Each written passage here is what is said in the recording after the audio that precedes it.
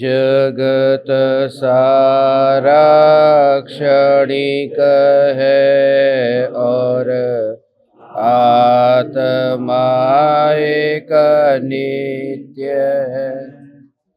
आत्मा का अनुभव बस एकमात्र नित्य है।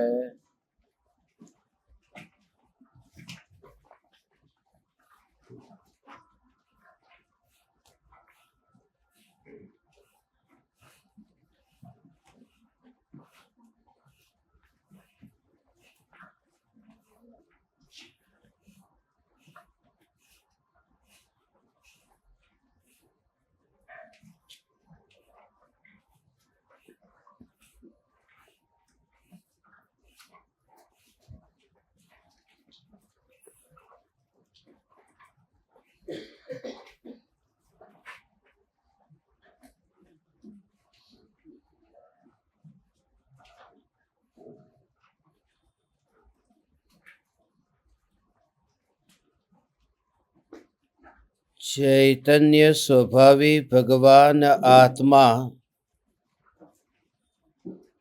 अनादि अनंत शुद्ध चैतन्य मात्र है। ज्ञान मात्र है। मैं शुद्ध चैतन्य मात्र, ज्ञान मात्र भगवान आत्मा हूँ। प्रति समय यह जागृति बनी रहे, इस जागृति का नाम धर्म है। देह की प्रत्येक क्रिया के काल में और विकल्पों के बहते प्रवाह के काल में ज्ञानी को प्रति समय यह जागृति रहती है कि मैं चैतन्य तत्व इस देह की किसी भी क्रिया में और विकल्पों के बहते प्रवाह में कहीं भी मिला नहीं हूँ। ऐसा शुद्ध चैतन्य तत्व मैं हूँ। प्रति समय स्वयं की शुद्ध चैतन्य सत्ता का बोध आत्म जागृति ही धर्म है।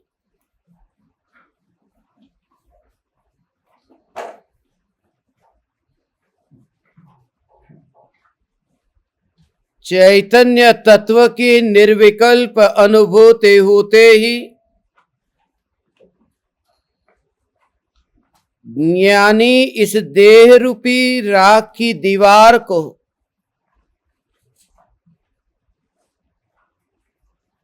चैतन्य प्रदेशों से अत्यंत दूर देखता है।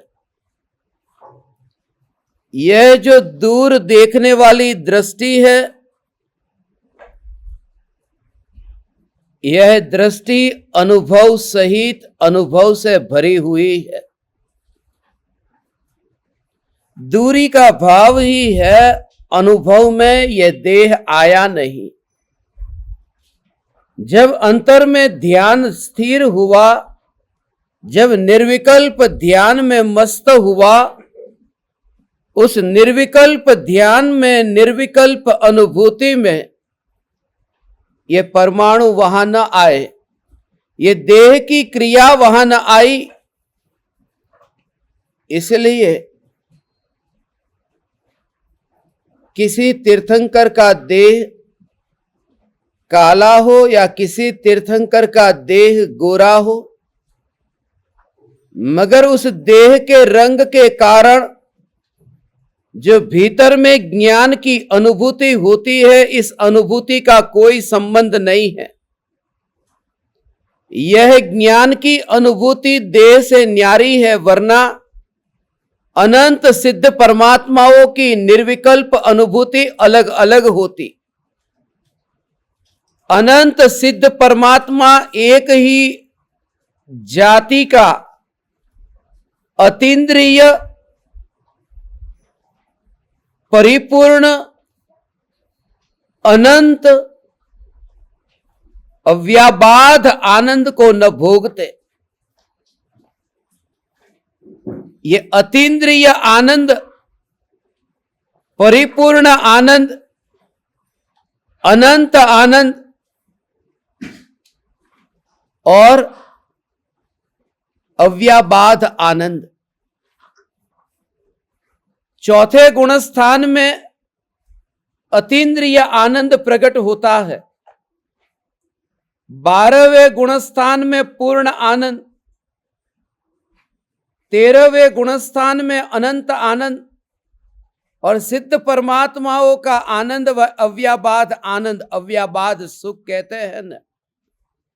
मगर वहां भी अंतिम देह से किंचित न्यून आकार है, मगर उस आकार की वजह से उस अतीन्द्रिय आह्लाद स्वरूप आनंद में कोई फर्क नहीं पड़ता। उसे ही कहते हैं देह से दूरी, उसे ही कहते हैं देह से अलिप्तता। देह कैसा भी है मगर मैं देह नहीं हूं, यह जागृति।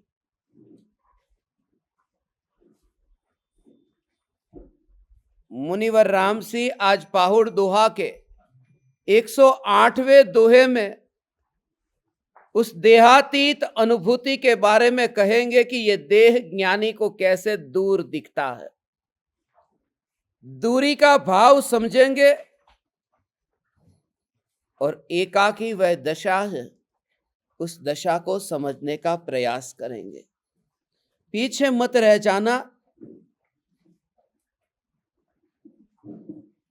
वरना फिर साथ में आने में बहुत देर लग जाएगी। साथ में ही यात्रा करना कि मैं जो भगवान आत्मा ज्ञान और आनंद की मूर्ति हूं, मैं चैतन्य परमात्मा अनंत आनंद से भरपूर हूं, मगर फिर भी जो अनादिकाल से अनंत दुख भोगा है, उस दुख में मैं कहीं पर भी गया नहीं और वह दुख मेरे में आया नहीं। वरना ये ध्रुव जो चैतन्य सत्ता है, इस सत्ता का आनंदमयी होना रहता कैसे? मैं आनंद आनंद आनंद, अस्तित्व को ही आनंद मान लो। ये होना यही आनंद है। आनंद कहां है ये मत पूछना, मैं हूं, बस यही तो आनंद है। ये आनंद की सत्ता, ये मेरा होना ही आनंद है। और जैसे 1 किलो खीर में यदि जहर की एक बूंद भी गिर जाए तो वह खीर जहरीली हो जाती है। खीर जहरीली नहीं हो जाती, वह 1 किलो जहर बन जाता है। जहरीली खीर तो बोलने में आता है, वास्तव में 1 किलो जहर है, क्योंकि वह बूंद उसके अंदर मिल गई।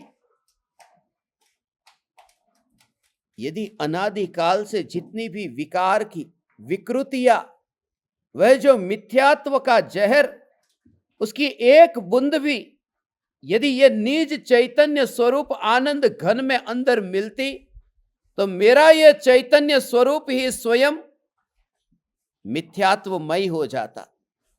और यदि स्वरूप मिथ्यात्वमय हो जाए तो फिर किसका आश्रय लेकर के मिथ्यात्व से मुक्त हो?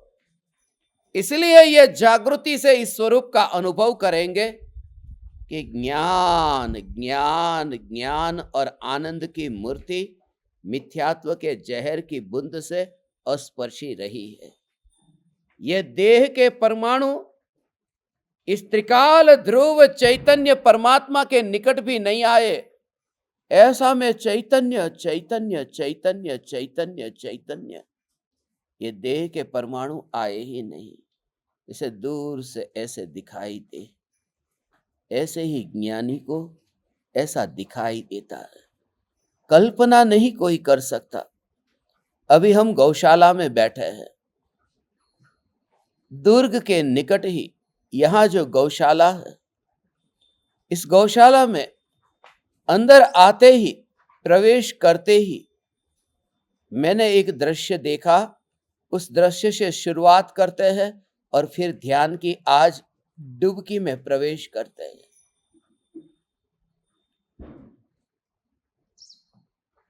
बस ऐसा ही स्वरूप है। यहां गौशाला है, यहां गाय के गोबर के बहुत से पदार्थ बनते हैं। जैसे मैं यहां अंदर आया कि मुझे यहां बताया गया कि यहां दिए हैं, मगर ये जो दिए हैं ये मिट्टी के नहीं है, गोबर के हैं। मुझे बताया गया कि यहां पर ईंटें हैं जिस पर मैंने लैपटॉप रखा है। ये वितरागी परमात्मा की वाणी को मैंने गोबर के ऊपर क्यों रखा? यहां तो सामने पाहुड़ दोहा है, उसे गोबर के ऊपर रखा। ये विचार तो मैं आया, मुझे क्या क्या भाव आया उसे बताकर मुनिवर राम सिंह के गहरे भाव को समझते हैं। ये जो त्रिकाल चैतन्य आनंद मूर्ति है, ये जो देवाधिदेव, ये चैतन्य सत्ता है, जैसे कभी कल्पना भी न की हो, मगर आज मैंने गोबर का दीपक देखा। ऐसे ही अज्ञानी कल्पना नहीं कर सकता। उसने कल्पना की है कि घास का क्या बनता है, कि घास की झोपड़ी बनती है, मगर मुनिवर राम सिंह कहते घास की झोपड़ी नहीं बनती, ये घास का देह बनता है। ये देह घास की झोपड़ी है। घास की झोपड़ी, ये घास की झोपड़ी है, मगर दिखाई तो देता नहीं। उस समय तुम्हें पता भी नहीं चले कि यहां पर कभी घास था। ये देह ऐसा ही है, ये देह ऐसा ही है, ये देह ऐसा है। हे चैतन्य परमात्मा, हे चैतन्य परमात्मा, इस देह के बारे में कभी सोचा? ये देह के बारे में कभी विचार किया?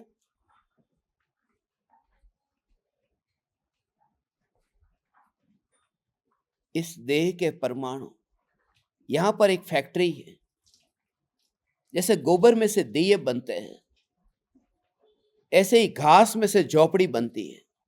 घास में से जो झोपड़ी बनती है, उसमें अंदर धूप नहीं जाती, अंदर शीतलता रहती है, बहुत सस्ता होता है और जल्दी से जल्दी वो तैयार हो जाती है। ये घास की बनी झोपड़ी, मगर वो झोपड़ी बनी है, झोपड़ी बनने के बाद में वह घास रहा कैसे? वह घास घास ही तो रहा। 6 महीने रखा, 12 महीने रखा, मगर वह घास की झोपड़ी वह घास की रहती है। मगर यह देह जो है ये घास की झोपड़ी है, मगर उस घास का क्या हुआ? उस घास का मांस बन गया। जो अभी मैंने थोड़ी देर पहले ये घास, ये जो धनिया खाया, ये जो पुदीना खाया, ये जो भी मैंने भाजी खाई, ये सब घास पत्ती ही तो है। ये शरीर है क्या कि जो घास है उस घास को मांस बनाने की फैक्ट्री है। ये शरीर में जाते ही वह घास मांस बन जाती है, वह घास विष्ठा बन जाती है, वह घास खून बन जाती है, वह घास ऐसे अपवित्र बन जाती है जिसको मैं छूना नहीं चाहता। इसलिए आपने ये देखा हो, स्मशान में जब मुर्दे को लेके जाते हैं, थोड़ी घास भी साथ में लेके जाते हैं। ये देह जो है ये घास की झोपड़ी है, और इस झोपड़ी में से जो बाहर निकल गया अभी यहां दिखाई दे, ऐसा ही। तो जैसे ही मैंने उस गोबर के दीपक को देखा, तो यह भी तो एक गोबर का ही तो दीपक है। मिट्टी का देखे तो ऊपर ऊपर से दिखाई देता है कि मिट्टी का दीपक है, मगर गोबर के दीपक में ज्योति कैसे जलती है? हमारे पेट में गोबर है या नहीं? वो विष्ठा गोबर ही तो है। ये विष्ठा है, ये गोबर है, और वहां पर चैतन्य परमात्मा की ज्ञान की ज्योति जल रही है कि नहीं? सिर्फ अंतर यह बना रहे कि गोबर का दीपक अलग है और ज्योति अलग है। सिर्फ यह जागृति बनी रहे कि यह गोबर के दीपक की महिमा न आए, महिमा आए उस जलती हुई ज्योति की। ठीक है, वो गोबर का दीपक था, ज्योति जल गई, मगर ज्योति के जलने के बाद में दिए की याद हमें कितनी बार आती है? ये त्रिकाल ध्रुव चैतन्य ज्योति के दर्शन होते ही फिर ये देह दृष्टि अगोचर हो जाता है। उस परम निर्विकल्प ध्यान के लिए, उस परम समाधि के लिए आज हम यहां आए। इन परमात्माओं को देखो, इन परमात्माओं के मेले को देखो, इन पशुओं के बंधन को देखो। ये मुक्त रूप से विचरण नहीं कर सकते जैसे हम करते हैं। कोई ना कोई कसाई तैयार बैठा है जो उसे छीनने के लिए, जेब में से 5 रुपए की पेन कोई छीन ले तो सामने वाले को पूछ लेते हैं कि किसने दिया तुझे अधिकार?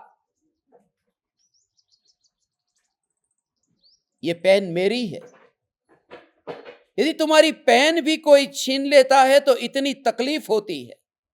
जब हम इतने निर्दयी होकर के किसी प्राणी के, उसके जीवन को छीनते हैं, उस समय हमारे हाथ कंपकपाते क्यों नहीं? उस समय ये हृदय की धड़कनें थोड़ी देर के लिए ठहर क्यों नहीं जाती? उस समय मस्तिष्क में दौड़ने वाला ये खून थोड़ी देर रुक क्यों नहीं जाता? मगर कहीं ना कहीं भीतर में वह पशुता है। पशु वे नहीं है जिन्हें कर्म के उदय से यह पशु का देह मिला है। पशु वह है जिसके अंतर में यह पशुता की विकृति अंदर में पड़ी हुई है। इन पशुओं को देखो, इस बंधन को देखो। मगर इस बंधन को देख करके ही मुझे आज सुबह की एक घटना स्मरण में आई। मैं नाम नहीं लेता। आज सुबह यहां पर कुछ संप्रदाय के लोग आए हैं। उस संप्रदाय में भी 2 पक्ष हो गए। ये सामने बैठे भाई साहब,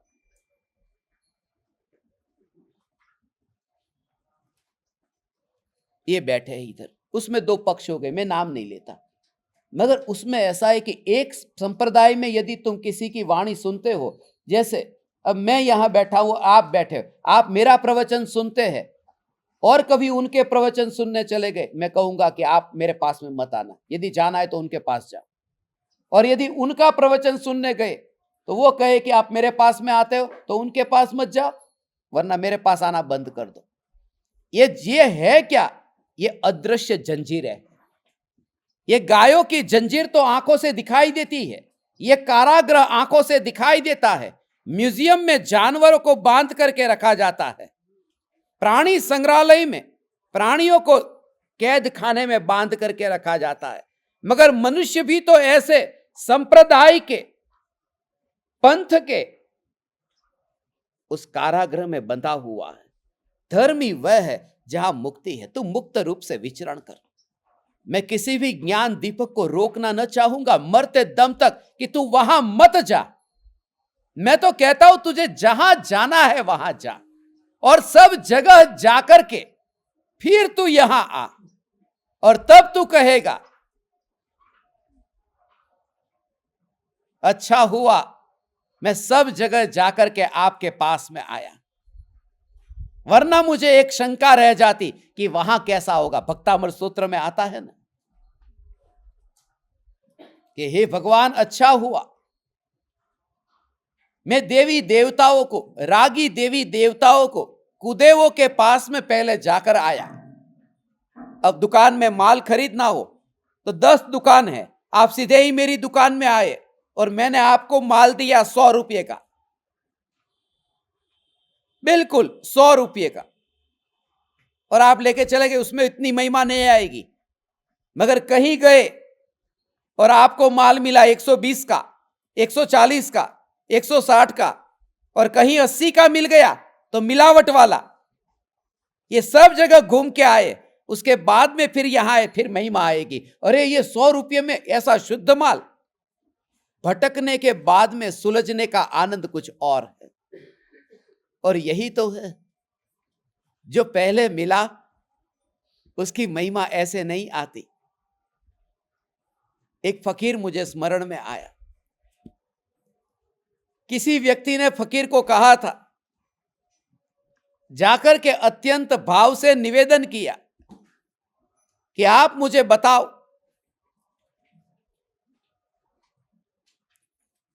सुखी होने का उपाय क्या है। जो आदमी गया था उसके पास में सोना चांदी हीरा एक थैली में था और कहा कि यह सब कुछ मुझे जीवन में मिला है, मगर सुख नहीं मिला। यह सब कुछ आपके चरणों में,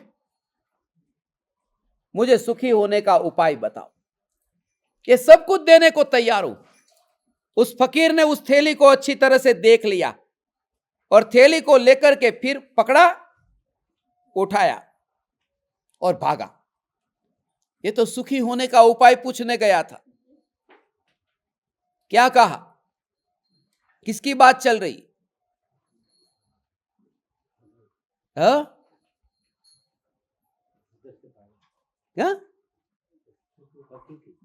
फकीर कौन? वो सो रहे, थोड़े नींद में थे, इसलिए अभी उनको जगाया। यहां जितने बैठे उनकी आंखों को देखकर पता चलता। इसलिए अब वो जो फकीर था, उस फकीर ने उस पोटली को, उस थैले को जिसमें सोना चांदी भरा था, उसको उठाया और भागा। ये धनपति भी उसके पीछे पीछे भागा। उसने सोचा ये तो गांव का बहुत सुप्रसिद्ध ख्याति प्राप्त फकीर है, सुखी होने की विधि बताता है, और ये क्या कर रहा है। मगर पूरे गांव में फकीर आगे और यह आदमी पीछे, और गांव उसका जाना पहचाना था फकीर का। इसलिए कौन सी गलियों में जाना, करीब 1 घंटे तक घुमाया और फिर उसी पेड़ के पास में फकीर आया और जोर से वो थैला नीचे फेंका और पेड़ के पीछे जाकर के छुप गया। और थोड़ी देर में हाफता हाफता वो धनपति भी आया। उसने थैली को लिया, अपनी छाती से लगाया, हे परमात्मा, हाय शांति हुई, सुख मिला। फकीर पेड़ के पीछे से बाहर आया, उसने कहा यही सुखी होने का उपाय। वो जानता था। उस सेठ ने पूछा कि ये तो पहले भी मेरे पास में था। बोले मेरे पास में था ये तुझे पता था, मगर जब थोड़ा दूर जाए तब पता चलता है कि वो पास में था वो क्या था। इसलिए मैं किसी को यह नहीं कहता कि तू दूर मत जा, जा थोड़ा दूर, जिससे तुझे पता चले कि तेरे पास में क्या था। ये संप्रदाय का बंधन। तो मुक्त रूप से किसी के प्रवचन सुनना, मैं आपको किसी को मना न करूंगा, क्योंकि जिसने मुक्ति को भोगा हो ने, वो दूसरे को बांधना कैसे चाहेगा। यदि कोई व्यक्ति दूसरे को बांधना चाहता है तो समझना कि वह खुद बंधा हुआ है। मुक्ति का आनंद जहां है वहां दूसरे को बांधे कैसे। और दूसरी बात है कि दूसरे को बांधने में खुद को बंधना पड़ता। आज मैं एक आदमी को पकड़ लूं और उसे कहूं कि तुझे छोड़ूंगा नहीं। अब वो जा रहा था दुकान और मैंने हाथ पकड़ लिया कि तुझे छोड़ूंगा नहीं। अब वो दुकान पर नहीं जा पा रहा, मगर मैं भी तो अमेरिका जाना था, नहीं जा पा रहा हूं क्योंकि पकड़ लिया उसको। दूसरे को पकड़ने वाला खुद पकड़ में आ जाता है। इसलिए ये सत्य ज्ञानी पहचानते हैं, इसलिए दूसरे को मुक्त रूप से विचरण करने देते हैं। करो विचरण। आज मुनिवर राम से उस मुक्ति की गाथा कहते हैं, मुक्ति की कथा कहते हैं। हे चैतन्य परमात्मा, इन परमात्माओं को तू देख, ये 3 लोक के नाथ परमात्मा को देख। तीर्थंकर परमात्मा के समोसरण में इन गौओं ने, इन गायों ने जो चैतन्य चैतन्य चैतन्य की पुकार सुनी, उनके कान में आज ये पुकार पड़ रही है। इसलिए मैं आज आपके लिए कम आया हूं, इन परमात्माओं के लिए अधिक आया हूं। हे चैतन्य परमात्मा। देखो ताली बजते ही ये सोते हुए जाग जाते कि हमारे बारे में कुछ कहा। हे चैतन्य परमात्मा, तुम बोल नहीं सकते, मगर तुम्हारे भीतर में जो अनुभूति हो रही है उसे मैं अनुभव कर रहा हूं। हे चैतन्य परमात्मा, तुम गाय हो, मगर गाय तुम्हारे पड़ोस में है, तुम गाय नहीं हो। तो तीन तीन तीन तीन लोक का नाथ परमात्मा ऐसा अंतर में दिखाई दे। ऐसा जब तुझे दिखाई दे, धर्म ऐसा है। मैं सिर्फ किट्टी पार्टियों में ही नहीं जाता, मैं काऊ की पार्टियों में भी जाता हूं। मैं बाइयों के पास ही नहीं जाता, गायों के पास भी जाता हूं। इसलिए जो लोग कहते हैं कि ये सब किट्टी बिट्टी छोड़ो, मैं तो सब जगह जहां पर इस पृथ्वी पर पहुंचे चैतन्य की पुकार, सब जगह पहुंचे। सब परमात्मा, चिड़िया हो, कौवा हो, अरे मेंढक भी क्यों ना हो। थोड़े दिन पहले ही चिड़िया को देखा था ने। हे चैतन्य परमात्मा, तेरी मजबूरी है, तू गाय के शरीर में है, मगर उस घास की झोपड़ी में तूने घास खाया है। और ये ओहो, बिल्कुल अंदर से ही वो झोपड़ी, जो घास की बनी हुई झोपड़ी है, उससे न्यारा ऐसा ये चैतन्य रत्न अपना प्रयोजन सिद्ध कर ले, प्रयोजन सिद्ध कर ले। ऐसी ही है ये कला। हे गाय, तू सुपात्र है, तू सुपात्र है। कुपात्र कौन है? कुपात्र तो सर्प है, तू सुपात्र है। तू तो ऐसी है कि घास को खाकर के घास को भी दूध बना देती है, और सर्प ऐसा है, दूध को पीकर के भी वो जहर बना देता है। ये गाय, तू सुपात्र है। ऐसा कोई भव्य जीव सुपात्र कि जो सदगुरु की संगति में रह करके इस वाणी को अंतर में परिणमित करके वितरागता मई, हा हा हा हा, वितरागता वितरागता मई, ऐसा अलिप्त अलिप्त अलिप्त अनुभव करे। हे चैतन्य परमात्मा, इस अनुभूति का नाम ही आत्मानुभूति है। ये परमात्मा से बहुत कुछ सीखने जैसा है। ये गाय परमात्मा के पास में बहुत कुछ सीखने जैसा है। परमात्मा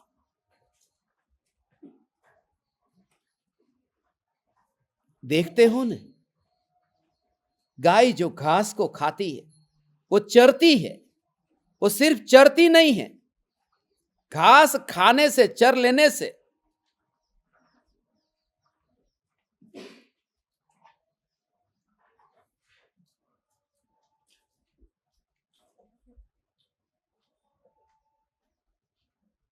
दूध नहीं बनता, उसकी जुगाली करती है।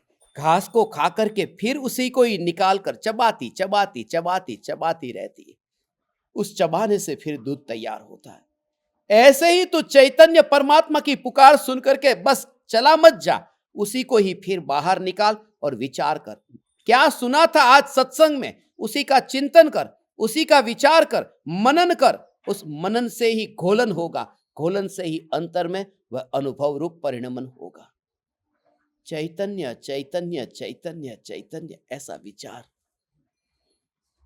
ये बार बार बार बार बार बार उस घास को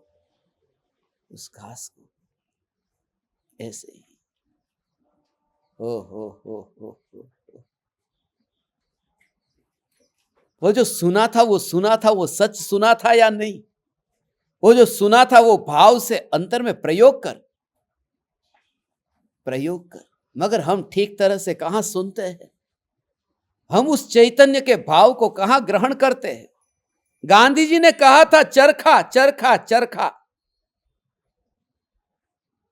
और बिहार में कोई एक नेता थे, उन्होंने चरखा चरखा चरखा ये नहीं सुना, उन्होंने चारा खा चारा खा चारा खा सुना।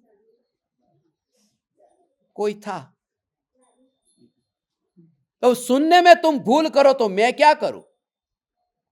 इसलिए ध्यान से सुनना। जो कहा चैतन्य चैतन्य चैतन्य चैतन्य चैतन्य चैतन्य चैतन्य परमात्मा मैं हूं। गाय, हे गाय, आज आपको देख करके ही ये भाव आ रहा है। मैं तो जहां देखूं वहां चैतन्य। आपको देख करके मुनिराज स्मरण में आते हैं। मुनिराज के आहार को गोचरी कहते हैं। ये गोचरी कहा, बकरी चर नहीं कहा, भैंस चर नहीं कहा, गोचरी। जो गाय चरती है, बस जब वो घास चरती है तब उसे और कोई अन्य विकल्प नहीं है कि वहां क्या होता होगा, वहां क्या होता होगा, कोई विकल्प नहीं। कल घास मिलेगा या नहीं मिलेगा उसकी भी चिंता नहीं है। इन पशुओं को देखते हैं जिन्होंने कल के खाने के लिए विचार नहीं किया। हम मनुष्य है, 7 पीढ़ी का इकट्ठा करके बैठे हैं, फिर भी 8वीं पीढ़ी का विचार आता है। फिर भी कहते हैं कि ये पशु है। पशुता तो हमारे भीतर है, इनको तो देखो, ये परमात्मा। हे चैतन्य परमात्मा, हे चैतन्य परमात्मा, गोचरी गोचरी। ऐसे ही गाय की तरह ही साधु कहते गोचरी लेते हैं, बिल्कुल एकाग्रता से उस ज्ञान का अनुभव करते हैं। वहां बाहर में कहीं पर भी ध्यान नहीं जाता। और वात्सल्य का प्रतीक है ये गाय, शास्त्रों में लिखा है, मगर वह हम सुनने से अंतर में परिवर्तन थोड़ी आता है। धर्मी सो गौ वच्छ प्रीति सम, ये धर्मी जीवों के लिए खास कहा। सम्यक दृष्टि के 8 अंग है, उन 8 अंगों में एक वात्सल्य अंग है। वात्सल्य अंग में भी किसी भी जानवर का नाम नहीं लिया, किसी भी जानवर का नाम नहीं लिया, एक ही नाम लिया। ये गाय जैसे बछड़े के प्रति प्रेम करती है, गाय का जैसे बछड़े के प्रति प्रेम और वात्सल्य है, ऐसा धर्मी जीव का दूसरे धर्मी जीवों के प्रति इतना वात्सल्य हो। ऐसा वात्सल्य कहां? यहां तो ईर्ष्या है कि वो उधर न चला जाए, वो उधर न चला जाए, मेरा कस्टमर, ये दुकान थोड़ी कम न हो जाए। नहीं, वात्सल्य से भरो। सब परमात्मा, सब परमात्मा, ये वात्सल्य इतना हो। इसलिए धर्मी सो गौ वच्छ प्रीति सम, गाय के बछड़े की तरह ही। इसलिए तो ये साधर्मी वात्सल्य कहते हैं, उसको भी वात्सल्य कहते हैं, मगर उसका नाम हमने अलग कर दिया। जब समाज में वो संघ में खाना होता है ना, उसको स्वामी वात्सल्य कहते हैं।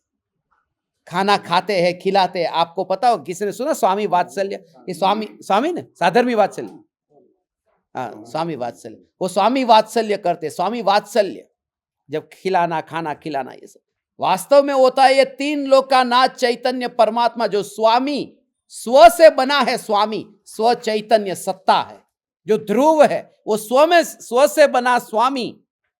और उस स्वामी के प्रति इतना वात्सल्य हो कि आज पूरे दिन भर भोजन ही नहीं याद आया और उपवास हो गया, उसका नाम स्वामी वात्सल्य है। हम खाने को स्वामी वात्सल्य कहते, बिल्कुल उल्टा कर दिया। ये चरखा का चारा खा, ऐसे ही तो हो गया। दोष उनका नहीं है, ये हमारा सबका यही हाल है। स्वामी वात्सल्य तो उपवास का नाम है, खाने का नाम नहीं है। हे चैतन्य परमात्मा, धन्य है आज ये त्रिकाली ध्रुव न्यायक देव की ऐसी धुनी लगा, ये ध्रुव की धुनी लगा। तू मुनिवर राम से 108 नंबर के दोहे में क्या कहते? दोहा पढ़ते हैं और फिर सिद्धपुर की यात्रा करते हैं। 108 नंबर का, ओ हो, जेहा पाण हम झूपड़ा तेहा पुत्ती एकाऊ, तिथु जी निवसई पाणी वई तहिम करी जोई भाऊ। ओ हो, ये देखो कैसा कनेक्शन है। अरे यह मूर्त काया तो घास की झोपड़ी जैसी है, घास की झोपड़ी जैसी। हे योगी, उसमें जो प्राणवंत चेतन निवास करता है, उसकी तू भावना कर।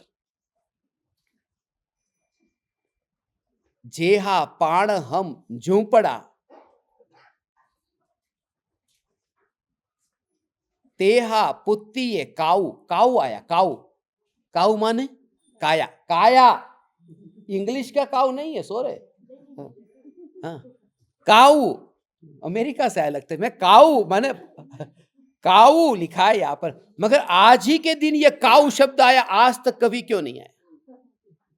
ये गौशाला में आना था, उसी दिन ये 108 नंबर का दोहा, उसमें भी ये घास की झोपड़ी, और हम किसी को पता था कि यहां आना है। ये सहज योग, और बैठना था उधर, इधर आना कैसे हो गया? काऊ के पास में। काऊ का अर्थ ही काया है, काया।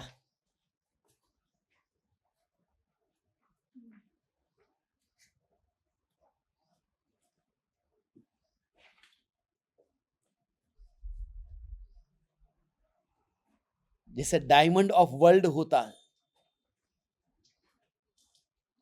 ऐसे ही चैतन्य ऑफ वर्ल्ड, उसका नाम काऊ है, COW, चैतन्य ऑफ वर्ल्ड। पूरी दुनिया का श्रेष्ठ जो चैतन्य है, वही तो काया है। ये काया माने ये गाय, ये चैतन्य परमात्मा, ये ज्ञान शरीरी, ये चैतन्य की काया। मैं काया वाला तो हूं, इसलिए ज्ञानी अपने को ज्ञान शरीरी अनुभव करते हैं। तेरे पास में शरीर नहीं है ना, ये ज्ञान ही तो शरीर है। ऐसा हाथ फैलाया, वह मैं नहीं, मगर जो जानना जानना जानना जानना जहां तक फैला है, बस वह मैं हूं। ज्ञान का विस्तार मेरा विस्तार है। जब भी कुछ भी कहे, ये ज्ञान माने मैं, ऐसा मैं चैतन्य परमात्मा। हे गाय, तुझे देख करके, मैं गाय को देख रहा हूं, तुम उधर देख रहे हो, मैं यहां देख रहा हूं। तुम उसे सत्य मान करके देखते हो, मैं एक परछा के रूप में देखता हूं कि ये परछा है गाय, सत्य तो परमात्मा है। ये परछा है गाय, सत्य परमात्मा है। यहां पर देखता हूं कि ये परछा है। हे परमात्मा, तेरी परछा यहां है, तू बंधन में है, मगर बंधन में नहीं है। परमात्मा और बंधन, जैसे गाय को रस्सी से बांधा हो तो कहते हैं कि गाय बांधी है, मगर गाय को बांधते ही नहीं है। रस्सी को रस्सी से बांधते, गठान किससे लगाते हैं? गाय से तो गठान लगती ही नहीं है। रस्सी को रस्सी के साथ बांधते हैं, और बोलने में आता है कि गाय बंधी। ऐसे ही कर्म कर्म के साथ ही बंधे हैं, ये परमाणु परमाणु के साथ बंधे हैं। वो चैतन्य परमात्मा तो उस गाय की तरह बीच में फंस गया, उसमें बंधन नहीं है, वह तो मुक्त है। फिर भी ये भटकना क्यों हो रहा है? उस आशा के, अपेक्षा के कारण ही, कि ये बंधन छूटता नहीं है। कल कुछ मिल जाएगा मुझे। एक फकीर मुझे स्मरण में आया, एक आदमी गाय को लेकर जा रहा था। आज पूरा सत्संग गाय पर हो जाएगा। एक फकीर गाय को लेकर जा रहा था है? और उस समय ऐसा हुआ, गाय जा नहीं रही। पीछे से कितना उसको, गाय को कहता है आगे जा, गाय आगे ही नहीं जा रही। फिर आगे से गाय को पकड़ा और खींच रहा है, और गाय पीछे की ओर जा रही, यह आदमी आगे। उल्टा होता है ये कि यह गाय पीछे खींच करके इस आदमी को वहां पीछे की ओर ले जा रही। गाय आगे जाना ही नहीं चाहती। एक आदमी जो ये कर रहा था, फकीर ने देखा। फकीर ने उस आदमी को कहा, ऐसे गाय नहीं जाती। थोड़ी घास वहां पड़ी थी, उस आदमी को कहा, घास पकड़ तू और रस्सी छोड़ दे, और घास आगे आगे आगे लेकर के तू जा, गाय ऑटोमेटिक पीछे आएगी, खींचना ही नहीं पड़ेगा। एक आशा के कारण, अभी घास मिलेगी, अभी घास मिलेगी, अभी घास मिलेगी। हमारी जिंदगी भी ऐसी है, कुछ शाम को कुछ मिल जाएगा, कल सुबह कुछ मिल जाएगा। ऐसे ही हम 25 साल 50 साल ऐसे ही पूरी जिंदगी को देखोगे ना, तो हमेशा यही होगा। कल क्या करना है, शाम को क्या करना है, ये विचार जो अभी आ रहा है, विचार करना। फिर कल आएगा, तब कल का विचार कल नहीं होगा, वो परसों का ही होगा। ऐसे ही तो आगे की तरह ही देखा, आगे आगे आगे ही देखा है।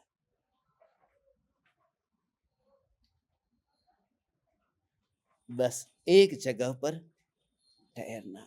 मैं घास की झोपड़ी में नहीं हूं, मैं चैतन्य सत्ता इस घास की झोपड़ी में नहीं हूं। जैसे हीरा वहां झोपड़ी में है, और हीरे को कोई कहे कि तू घास की झोपड़ी में है या नहीं, चमक रहा है हीरा, मगर वो घास की झोपड़ी में नहीं है, तो कहां है? वह है बस उसका अस्तित्व का भाव समझना, अस्तित्व मात्र।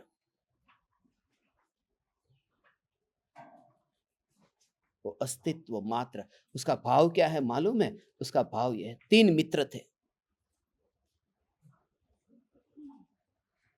वो पहाड़ की शहर के लिए गए, घूमने के लिए गए, सैर कर रहे थे। वहां पर उन्होंने एक आदमी को देखा। वो खड़ा था वहां।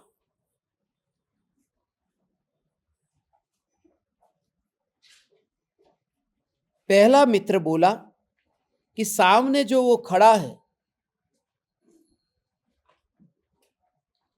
वो क्या कर रहा है? उसने कहा, मुझे ऐसा लग रहा है उसका कोई मित्र पीछे रह गया है, उसका इंतजार कर रहा है कि कब आएगा वो पीछे से। मगर दूसरा बोला कि वो ऐसा दिख नहीं रहा कि कोई मित्रता किसी से रखता हो। वो पशु प्रेमी लगता है। उसकी गाय खो गई है, उस गाय को ढूंढ रहा है, ऐसा लग रहा है। और तीसरा बोला कि ना तो उसका कोई मित्र पीछे रह गया है, ना तो उसकी गाय खो गई है। वो जो वहां पर बिल्कुल अडिग होकर के वो जो दिखाई दे रहा है, वह बस आत्मा का ध्यान कर रहा है और कुछ भी नहीं। आत्मा का ध्यान कर रहा है। ऐसा तीनों में विवाद हो गया। तीनों ने कहा अब सत्य का निर्णय वहां जाकर करेंगे। तीनों गए वहां और उस आदमी को कहा, वो योगी था, उस योगी को कहा कि क्या तुम्हारा कोई मित्र पीछे रह गया है? उसने कहा नहीं। क्या तुम्हारी कोई गाय खो गई है? उसने कहा नहीं। तो पक्का तुम आत्मा का ध्यान ही कर रहे थे ने? उसने कहा नहीं। तो उसने कहा मैं हूं, मैं हूं, खत्म बात। कर रहा हूं, कर रही हूं, हो रहा है, हो रही है, वो वाली बात ही नहीं। मैं हूं, उसे कहते एग्जिस्टेंस, उसे कहते सत्ता, उसे कहते ध्रुवता, उसे कहते होना मात्र। वो जो ज्ञान मात्र कहा है ना, उसका भाव यह है, जानता हूं, जानता हूं, जानता हूं, ये अलग बात है, और ज्ञान सत्ता हूं, ये अलग बात है। वो ये नहीं कह रहा कि मैं आत्मा को जानता हूं, जानता हूं। मैं हूं, मेरा होना माने ये ध्रुवता रूप मात्र होना। इसलिए निष्क्रिय का बिल्कुल कोई क्रिया नहीं होती। ऐसी दशा जब आए कोई क्रिया नहीं होती है, कोई परिणमन ही नहीं होता। क्या कर रहे हो, करना वाला भाव ही वहां नहीं है। ऐसा ये स्वरूप है। हे ज्ञान दीपक, मुनिवर रामसी इस काया से, इस काया की झोपड़ी से न्यारा ऐसा चैतन्य परमात्मा उस झोपड़ी में से अलग है। ओहो, घास की झोपड़ी, राख की दीवार के ऊपर ही, ऐसा ही तो है ये घास की झोपड़ी।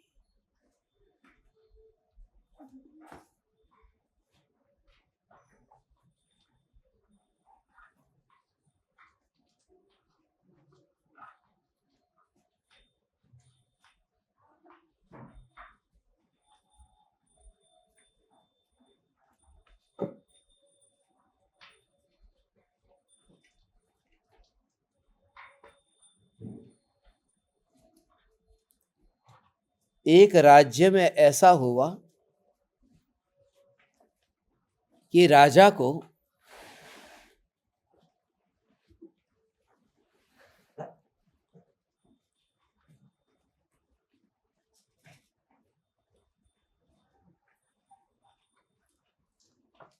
कुछ लोगों ने आकर के पूछा कि हमें इस राज्य में शाकाहार पर जोर देना चाहिए या मांसाहार पर। अलग अलग लोगों ने अपने अलग अलग तर्क दिए। उसमें महत्वपूर्ण तर्क ये था कि शाकाहार बहुत महंगा होता है, मांस सरलता से मिल जाता है, क्योंकि बीज बो, पौधा उगे, फिर उसमें घास, उसमें पत्ते, उसमें फिर फूल फल, ये बहुत लंबी प्रक्रिया है। और मांस का टुकड़ा तो कहीं से भी लेके आ जाओ।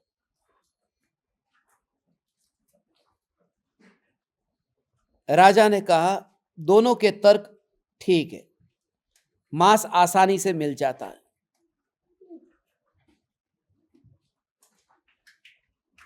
मगर ये घास मिलती नहीं, उसके लिए बहुत मेहनत करनी पड़ती, इंतजार करना पड़ता। मगर एक रात विचार करो क्या करना है। उसी समय राजा बीमार पड़ गया और वैद्यों ने यह कहा कि राजा का शरीर ऐसा हो गया है कि उसके लिए राजा के शरीर जैसा ही थोड़ा सा मांस का टुकड़ा चाहिए, और राज्य में जिनका शरीर उनके शरीर से मिलता जुलता हो वो थोड़ा मांस का टुकड़ा दे दे। पूरे राज्य में ये ढोल पिटाया गया, एक आदमी भी नहीं आया। मगर वैद्य ने दूसरा उपाय भी बताया था।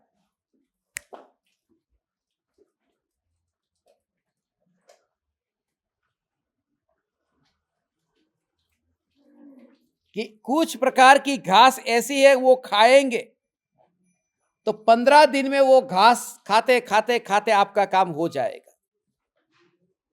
15 दिन तक एक भी आदमी नहीं आया वो मांस लेकर के। जो मांस हमें सस्ता लगता है वो मांस इतना सस्ता नहीं है। और ये तो मांस का टुकड़ा था, यहां तो पूरा मांस से बना हुआ ये देह अभी जो मिला है ये ऐसे ही मुफ्त में नहीं मिला। ये आंखें, ये कान, ये पांचों इंद्रियां ये मुफ्त में नहीं मिली। ये इसलिए परम कृपालु देव कहते हैं ये महापुण्य, बहु शब्द का उपयोग जो किया है, महापुण्य के उदय से ये देह मिला है। मनुष्य का देह मिलता है महापुण्य के उदय से। कोई व्यक्ति को, कोई जीव को मनुष्य देह मिलता है महापुण्य के उदय से, और जीव अपने को मनुष्य मानता है महापाप के उदय से। समझ में आया क्या? दो बात कही। क्या बात कही, कौन बताएगा? पहला वाक्य वो तो मेरे को आता है, पहला वाक्य मेरे को आता है, दूसरा वाक्य खास है। दूसरा,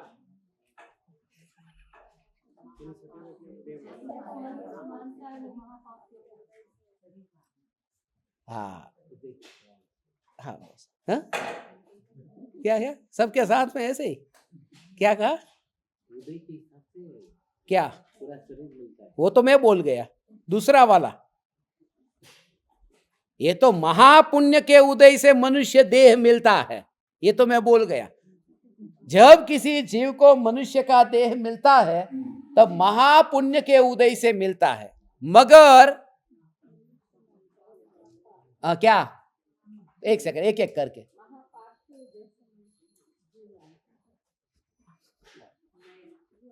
बोल।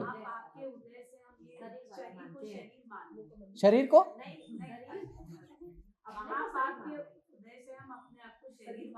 बहुत अच्छा है, बहुत अच्छा। पुण्य के उदय से मनुष्य का देह मिलता है। मनुष्य का देह मिलना महापुण्य का उदय है, और स्वयं को मनुष्य मानना यह महापाप का उदय है। क्योंकि माना क्यों? मिथ्यात्व का उदय है ना। मनुष्य हूं मैं पुरुष हूं, मैं स्त्री हूं, मैं मनुष्य हूं, मैं गाय भैंस हूं, ये तो मिथ्यात्व के उदय से मानता है। और मिथ्यात्व से बड़ा कोई पाप नहीं है, इसलिए महापाप का उदय कहा, अपने को मनुष्य मानना माने। ये दोनों में कितना कॉन्ट्रास्ट है।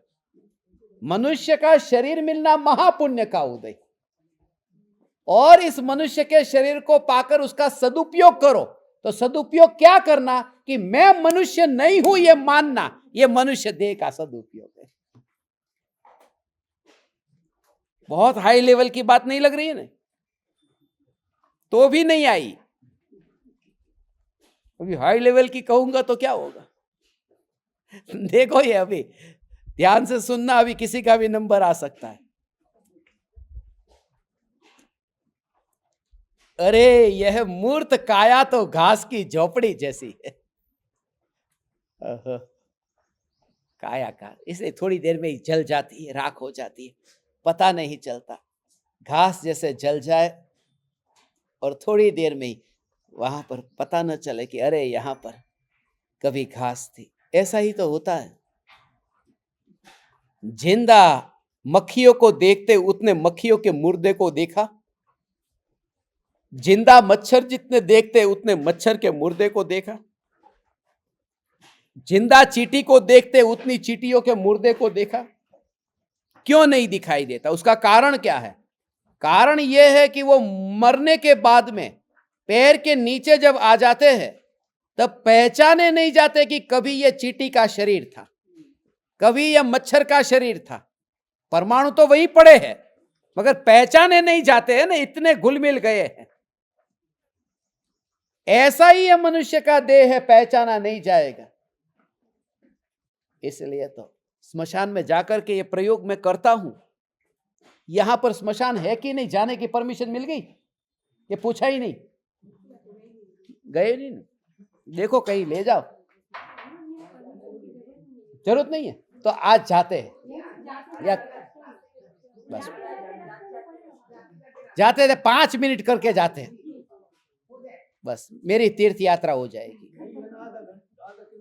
क्योंकि स्मशान में तो खास करके जाएंगे, वहां पर जाकर के आज 5 मिनट का बोध लेकर के एक यूट्यूब शॉर्ट बना देंगे।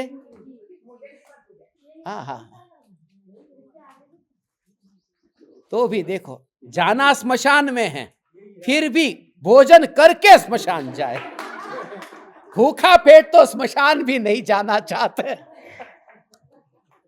जाएंगे जाएंगे भगवान, जाएंगे। ये जो है ना, ये भूमि ऐसी है, वहां पर जाकर के कहीं पर भी ऐसा, कहीं पर भी जाता हूं, अमेरिका हो, कनाडा हो, किसी भी देश में जाओ, कोई भी मुझे कहे ना कि आपको कहीं घूमने के लिए जाना है। मैं 25 बार पेरिस गया, मैंने एफिल टावर नहीं देखा था। लोग कहते हैं हम एफिल टावर देखने पेरिस जाते हैं। मेरे को पता नहीं पास की गली से कितनी बार गुजर गया। इतनी बार आगरा गया था, ताजमहल नहीं देखा, कोई पकड़ करके ले गया तब गया, अभी वो भी 2 साल 1 साल पहले। तो कोई भी कहेगा आपको हम घुमाने के लिए लेकर जाना चाहते हैं, कहां जाना पसंद करेंगे? एक जगह, स्मशान या कब्रिस्तान। वहां जाकर के जलते मुर्दे को दे, वहां पर बैठो, ऐसी राख को उठाओ। थोड़ी बहुत राख पड़ी रहती है, बाकी तो लेकर चला गया है उसका घर वाले लोग की गंगा में बहाने के लिए। ये कभी भूल से भी घर में वापिस ना आए। हाँ, इतना दूर तक जाए कि सागर में जाके मिले। तो ये तो ज्यादा मत बुलाओ, मोटा में आंगड़ा नाखीन बोलाओ मां के ने। तो उस राख को ऐसे उठाता, पता ही नहीं चलता। जब राख को ऐसे देखते ना, ऐसा हाथ में लेकर के, ये स्त्री की राख थी या पुरुष की राख थी पता नहीं चलता, उतना भी पता नहीं चलता। धनपति, लखपति, करोड़पति वो तो नहीं, पुरुष था या स्त्री था, बालक था या युवान वृद्ध, कुछ भी नहीं। ऐसे ही राख को देखे और इन परमाणुओं को कोई भी भेद किए बिना, मात्र परमाणु है बस, उसकी डिटेल में मुझे क्यों जाना, बस असॉर्टमेंट नहीं करना। आज रात्रि में मैं भूल जाऊं उससे पहले कह दूं, रात को 10 बजे आज हम सभी को सो जाना है। सोने को तैयार है कि बाद में? हाँ, बराबर। देखो मेरा क्या विचार था, विचार ये था जो अपन ध्यान का प्रयोग करना चाहते थे रात्रि में सोने से पहले, मगर कल रात्रि में हम सोए ही 1 बजे, तो तब तक तो आप अच्छी तरह गहरी नींद में चले गए थे। तो हम ऐसा विचार था कि जूम पर सभी के वीडियो बंद होंगे, वो यहां से ही मैं बंद कर दूंगा, कोई खोल नहीं पाएगा वीडियो, वो सिस्टम ऐसे ही करूंगा। जूम पर सभी के वीडियो बंद होंगे, सभी के माइक्रोफोन बंद होंगे, आप भी मुझे देख नहीं पाएंगे, मेरा भी वीडियो बंद होगा, और सब लोग अपने अपने जहां पर है वहां रहे और सोना ही है। और जब सेशन पूरा हो जाए उसके 5 मिनट के अंदर बंद करके विदिन 5 मिनट्स सो जाना है, कुछ भी काम नहीं करना, निपटाना वो पहले ही निपटा लेना। और आज की रात का जो प्रयोग हम करेंगे और कल सुबह जब तुम उठोगे तुम बताना क्या विचार चला। मैंने कुछ ऐसे प्रयोग तैयार किए, इसलिए कोई कैसे भी लेटा हो, इसलिए कैमरा सबका बंद होगा, मगर जो जो कहूं उसे लाइव सुनना और सुनते सुनते अनुभव करते हुए, चलता रहे तो चलने देना, नींद आ जाए तो सो जाना, वो मैं बताऊंगा आपको। और उससे रात्रि में सिर्फ 5 मिनट के लिए वो जो ध्यान के प्रयोग किए होंगे, 8 घंटे तक वो धारा कैसे चलेगी। 8 घंटे 6 घंटे जो सोते हैं, देखना आप, ओ आज करे वो प्रयोग, ठीक है, आज वो प्रयोग करना। सभी चिंता, सभी काम और काम वासना, इन सब से छूटना। आज ब्रह्मचर्य उससे पालन भी कर सको जरूर करो, और 10 बजे आज सब तैयार हो जाना। 10 का टाइम देता हूं अभी, फिर सत्संग कितने बजे पूरा होगा और चर्चा क्या होगी, कैसे घर पहुंचेंगे, ये सब, मगर आज रात्रि में वो प्रयोग करेंगे। मैसेज आपको मैं भेजूंगा। बहुत टाइम से ये मेरा भाव था कि नींद आती है तब सोते समय क्या भाव बातें बातें बातें, और मैं भी, यदि सेशन चालू ही रह जाए तो चिंता मत करना,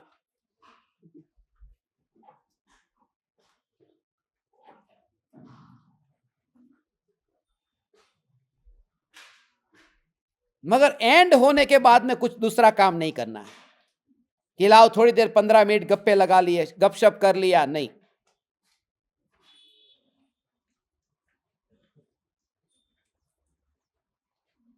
ये सुविधा है, ये अमेरिका वाले उठ करके ये प्रयोग करेंगे, कनाडा वाले। इसके लिए कहता हूं तीर्थंकरों की भूमि पर आ जाओ,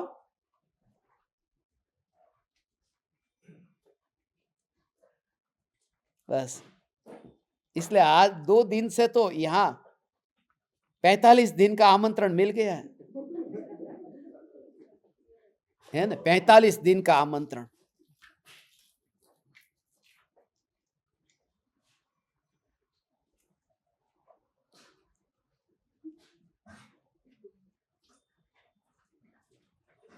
ये ऐसा आमंत्रण सच्चा था, ऐसा नहीं था कि ये घर आपका ही घर है, आपका ही समझो, जो फॉर्मालिटी होती है ऐसी फॉर्मालिटी नहीं थी। ये सच्चे हृदय से कहा है, और मैंने भी सच्चे हृदय से स्वीकार किया है।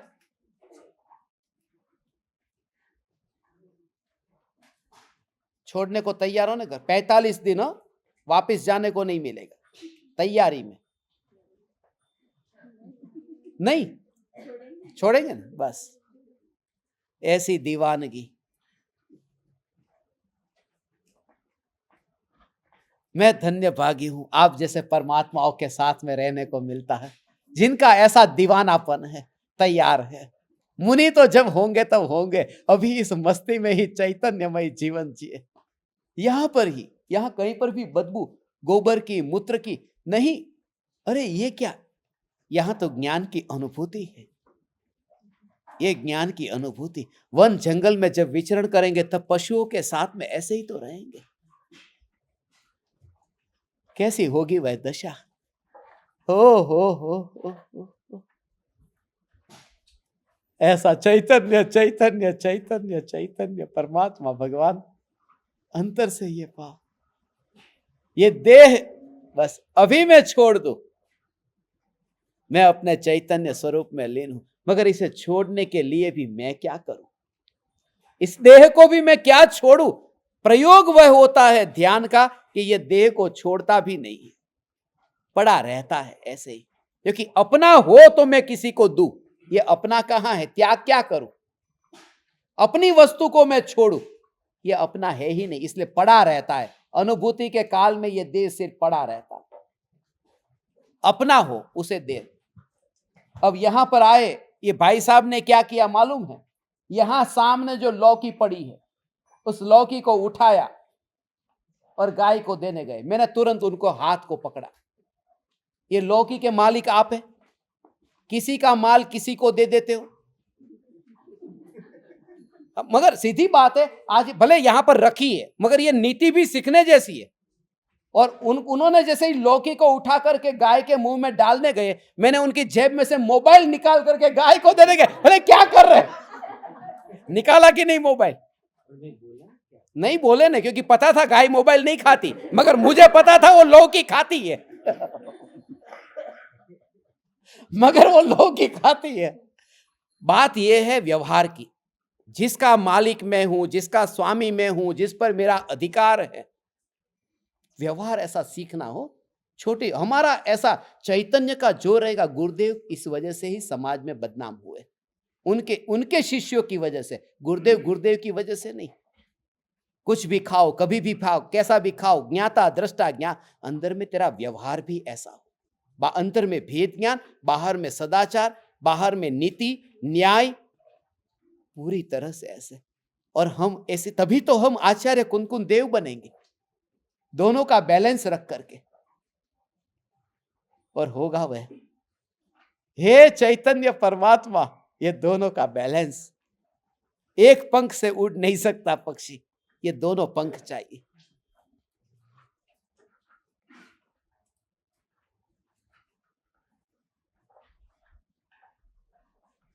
हे चैतन्य परमात्मा, हे गाय माता, तुम मेरी माता नहीं हो, नहीं हो तुम मेरी माता, तुम तो तुम्हारे बछड़े की माता हो।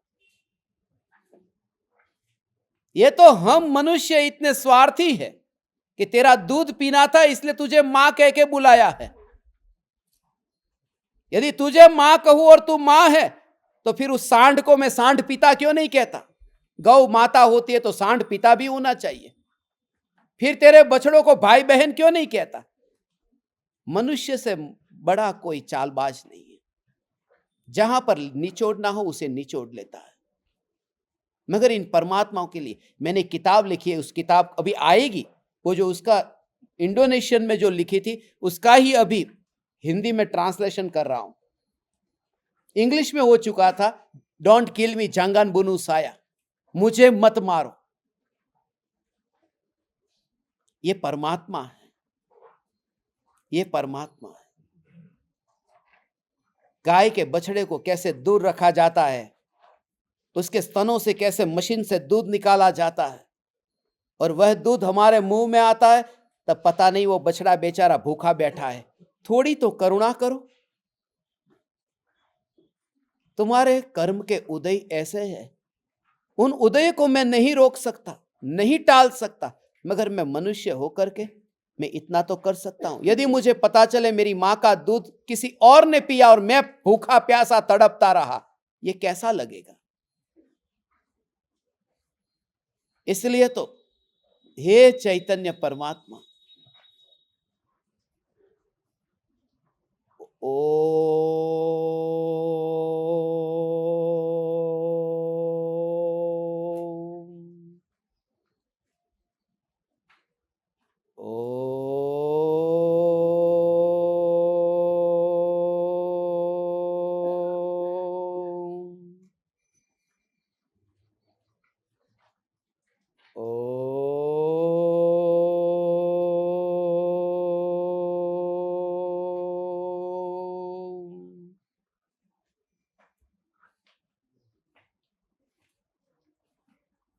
हे गाय माता, तुमने ऐसी ओंकार ध्वनि तीर्थंकर परमात्मा के समोसरण में सुनी थी। यदि तुम्हें कुछ स्मरण में आए तो इस स्वरूप का विचार करो। बस इतना ही कहना है। ये ओमकार ध्वनि तुम्हें देख करके ये लगता है कि ये ओमकार ही तुम्हें जगा सकता है, और देह से न्यारा ये न्यायक देव अंतर में अनुभव में आएगा। ओमकार ध्वनि, ओमकार ध्वनि। ओ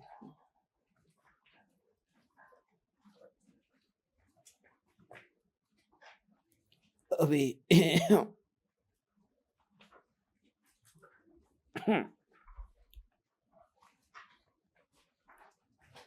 इसी का संक्षिप्त में ये प्रयोग करना। एक देह की काया, ये घास की झोपड़ी। बस मैं क्या कर रहा हूं? मैं दुकान चला रहा हूं, या मंदिर में बैठा हूं, या ध्यान कर रहा हूं? तीन में से कुछ भी नहीं। मैं हूं उस योगी की तरह जो करता कुछ भी नहीं है, जो मात्र है। ऐसा जो सत्ता मात्र न्यायक देव में है। ये देह मूर्ति के किसी भी प्रकार के भेद किए बिना, इसे चमड़ी कहते हैं, इसे नसें कहते हैं, इसे मांस कहते हैं, इन विकल्पों में गए बिना, इन भेदों में गए बिना, सिर्फ इतना ही कि घास की झोपड़ी है।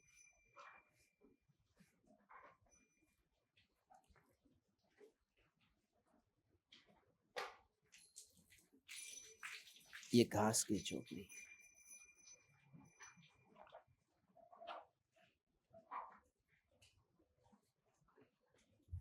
ऐसे ही इस देह को देख,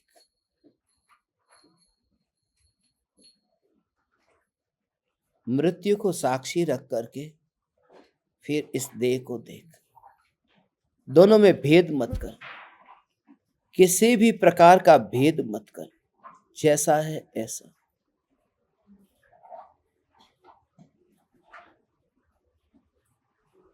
तब सब एक साथ दिखेगा, एक साथ दिखेगा।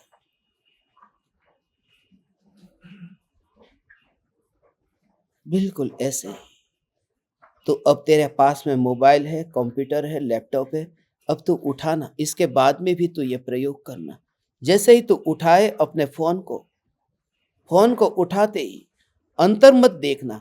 जैसे ये फोन हाथ में लिया और फोन को उठाया, फोन को उठाते ही ऐसा ऐसा मत देखना कि ये फोन उठाया। ये उंगलियां भी दिखेगी, ये फोन भी दिखेगा, मगर न उठाने वाला ये, न ये, इन सब को एक साथ में ही ऐसे देख कि सब कुछ एक साथ में, एक साथ में। परमाणु का पिंड है, इसे हाथ कहते हैं, इसे फोन कहते हैं। ये भेद में से बाहर निकल, वरना तुझे वो चैतन्य सत्ता, क्योंकि जो काम का नहीं है उसमें तूने दो भाग कर दिए, तो उसमें जो डिवीजन में गया तो असली लकीर जहां खींचनी थी वहां खींची नहीं। तूने पाकिस्तान और अफगानिस्तान उसके बीच में लकीर करने गया, उसमें जो भारत और पाकिस्तान के बीच में लकीर करनी थी वो रह गई।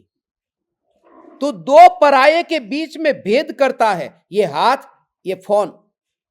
उससे यह छूट गया कि चैतन्य और जड़, इन दोनों के बीच में जो लकीर करनी थी वो न रही, वो न हो पाई। इसका प्रयोग आज करेंगे रात्रि में। और अभी आप भोजन कर लीजिए। भोजन के बाद में हम स्मशान की यात्रा करेंगे। शाम को 7:24 पर मोक्ष महल की प्रथम सीढ़ी पर शिविर का जो सत्संग है वह YouTube पर होगा, और फिर रात्रि में 10 बजे ध्यान का प्रयोग होगा। आप समस्त परमात्माओं ने इस सत्संग को सुनकर के मुझे सत्संग करने का अवसर दिया। आप परमात्माओं का ऋण रहा मुझ पर। मैं आपको मेरे हृदय के अंतःकरण से प्रणाम करता हूं। प्रणाम। चैतन्य चैतन्य चैतन्य।